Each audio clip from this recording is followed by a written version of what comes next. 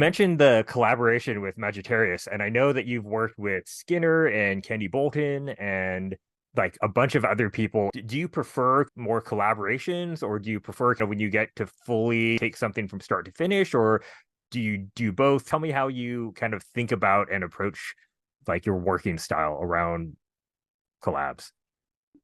I love working with people. I feel like that's the fun of being alive and on a planet filled with people, right? It's just working with other people.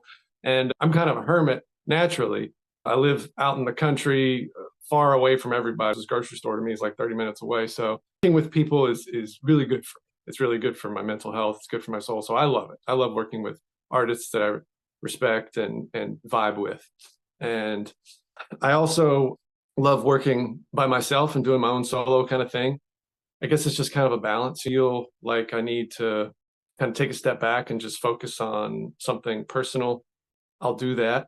Lately, more and more just been doing that with my own painting. When I'm getting that sort of, I need to just work on myself and express something that's has nothing to do with making money. It has nothing to do with getting likes on social media. This is all just for my spirit.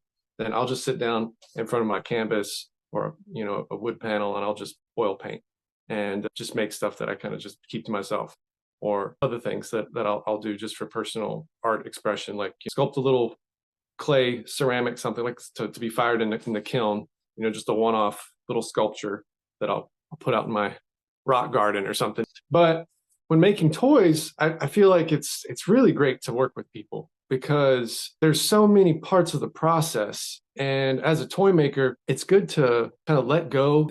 For me, I've noticed at least, it's nice to kind of let go a little bit of certain parts of the process and not be so controlling, and to just kind of see what happens when you birth something with someone else. The fun that comes from that is really exciting because, it can get overwhelming. The little parts, you got to design this, and then I got to sculpt this, and then I got to prototype it, like make a wax prototype. Then I got to send that wax prototype off to Japan or Hong Kong or, California, wherever, and get it made into a mold. And then I got to get those made into vinyl. And then I got to take the vinyl pieces, and then I got to assemble them. I got to clean the vinyl and then paint the vinyl. And then I got to promote it. And then I got to take photos of it. And then I got to sell it. And I got to pack it up. And I got to ship it out. And so it's like, if you can do that with someone else, you can sort of like divvy up the responsibilities. It makes the process a lot more enjoyable, in my opinion.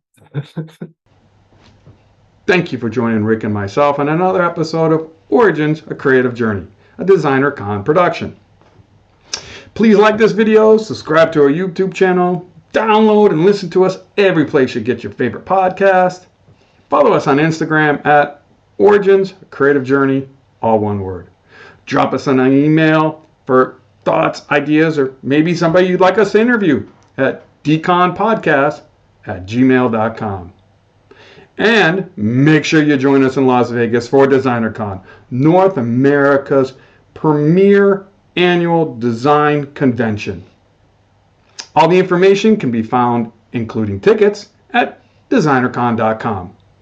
Till then, enjoy your own creative journey.